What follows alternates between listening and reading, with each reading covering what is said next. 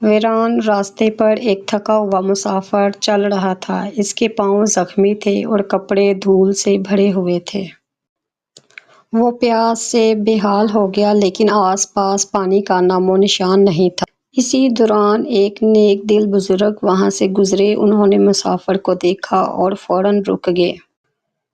بزرگ نے اپنا پانی اس مسافر کو دے دیا، حالانکہ ان کے پاس خود بہت کم تھا۔ مسافر نے پانی پیا اور رونے لگا۔ اس نے کہا، آپ نے آج میری جان بچا لی۔ بزرگ نے مسکرا کر کہا، بیٹا، اللہ کی رضا کے لیے کی گئی نیکی کبھی ضائع نہیں جاتی۔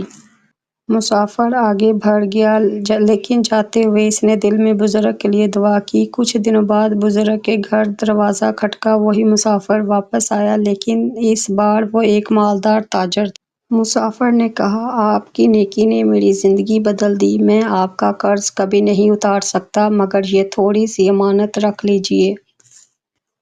بزرگ کی آنکھیں نم ہو گئیں۔ انہوں نے کہا، بیٹا، میں نے نیکی اللہ کے لیے کی تھی مگر اللہ نے مجھے دنیا میں ہی اس کا صلہ دکھا دیا۔ آخر میں بزرگ کی ایسی نیکی کے لیے لائک، فالو، سبسکرائب اور شیئر، کمنٹ کریں۔